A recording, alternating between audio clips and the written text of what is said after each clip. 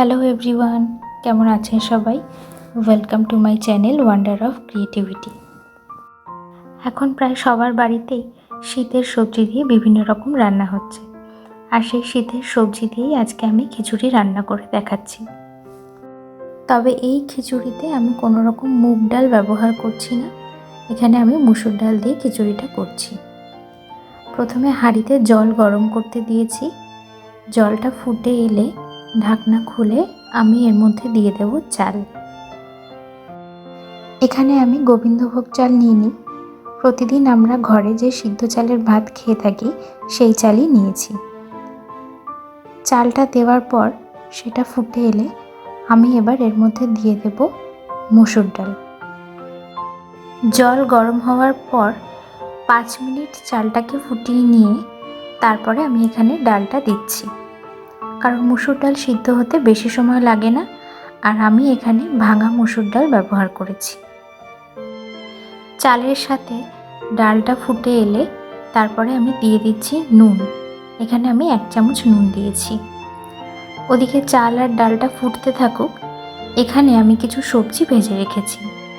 এখানে হচ্ছে ফুলকপি আর আলুটা আগের থেকে একটু ভাপিয়ে নিয়েছি, নিয়ে তারপর সেটাকে জল ঝরিয়ে নুন হলুদ দিয়ে ভেজে রেখে দিয়েছি। তারপরে মটরশুঁটিটাও হালকা নেড়েচেড়ে নিয়েছি নুন হলুদ দিয়ে। আর এই দিকে এরপরে আমি এই সিদ্ধ চাল ডালের মধ্যে দিয়ে দিলাম 1/2 চামচ মতন হলুদ। তারপরে কিছুক্ষণ ফুটিয়ে আমি ভেজে রাখা আলুগুলো দিয়ে দিচ্ছি।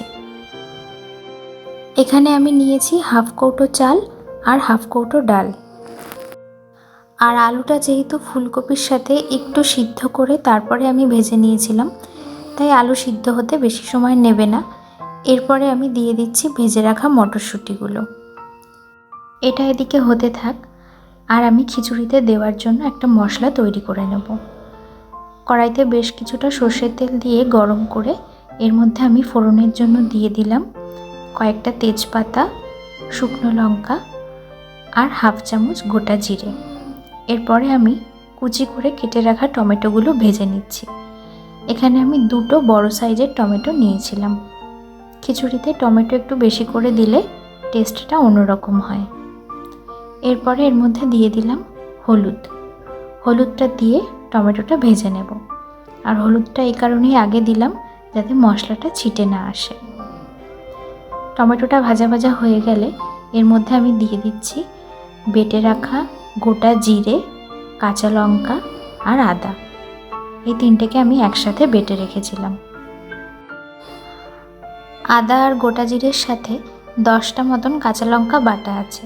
যেহেতু কাঁচা লঙ্কা আর চিড়ে দিইনি, তাই একবারে বেশি করে বেটে নিয়েছি। এরপরে দিয়ে দিচ্ছি 2 চামচ মতন নুন। ওদিকে চাল আর ডাল সিদ্ধ করার সময় 1 চামচ মতন দিয়েছিলাম। আপনারা প্রয়োজন মতন নুন আর মিষ্টিটা পরে একবার দেখে নেবেন। সিদ্ধ চাল আর মুসুর ডালের এই খিচুড়িতে একটা অন্যরকম ফ্লেভার হয় আর আলাদা অ্যারোমা আসে। এরপরে এর মধ্যে দিয়ে দিচ্ছি 1/2 চামচ শুকনো লঙ্কার গুঁড়ো, দিয়ে ভালো করে মশলার সাথে মিশিয়ে নিচ্ছি। মশলার মিশ্রণটা যাতে কড়াইয়ের নিচে লেগে না যায় তার জন্য আমি দিয়ে দিচ্ছি অল্প জল।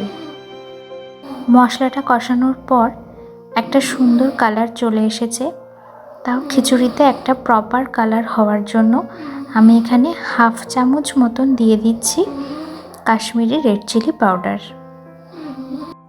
সব মশলা দিয়ে ভালো করে কষানোর পর এর মধ্যে আমি দিয়ে দিচ্ছি পরিমাণ মতন চিনি। এখানে আমি 1.5 চামচ মতন চিনি ব্যবহার করেছি। এদিকে আমার খিচুড়ির মশলাটা রেডি, আর ওদিকে চাল ডাল আলুও সব প্রপারলি সিদ্ধ হয়ে গেছে। এরপরে আমরা মশলাটা চাল ডালের মধ্যে দিয়ে দেব। মশলাটা দিয়ে আমি ভালো করে এই খুন্তির সাহায্যে পুরোটা একসাথে মিশিয়ে নিচ্ছি। মুগ ডাল আর গোবিন্দভোগ চালের খিচুড়ি তো আমরা খেয়েই থাকি, কিন্তু এইভাবে মসুর ডাল আর এই সিদ্ধ চালের খিচুড়ি কোনো রকম সবজি ছাড়া খেতেও কিন্তু দুর্দান্ত লাগে। এরপরে আমরা এর মধ্যে ভেজে রাখা ফুলকপিগুলো দিয়ে দিচ্ছি। ফুলকপিগুলো যেহেতু আগের থেকে সিদ্ধ করে ভেজে রাখা আছে, তাই এটা একদম লাস্টে দিলেই হবে, আগে দিলে গলে যাবে।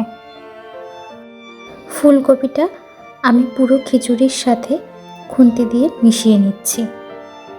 এরপরে একটু ফুটে এলেই এর মধ্যে দিয়ে দেব গরম মশলার গুঁড়ো। গরম মশলাটা উপর থেকে মিশিয়ে নিচ্ছি। এটা মশলা কষানোর সময়ও দেওয়া যেতে পারে। এরপরে দিয়ে দিচ্ছি ঘি, যেটা ছাড়া খিচুড়ি অসম্পূর্ণ। এই খিচুড়িটা একটু মাখা মাখা হলেই খেতে ভালো লাগে। ঘি দিয়েই নামিয়ে নিচ্ছি। আপনারাও এই খিচুড়ির রেসিপিটা বাড়িতে ট্রাই করে আমাকে জানাবেন কেমন লাগলো। ভিডিওটা ভালো লাগলে একটা লাইক করে সবার সাথে শেয়ার করে দেবেন, আর আমার চ্যানেলটি সাবস্ক্রাইব করে দেবেন। সবাই ভালো থাকবেন, সুস্থ থাকবেন। দেখা হচ্ছে পরের একটি ভিডিওতে।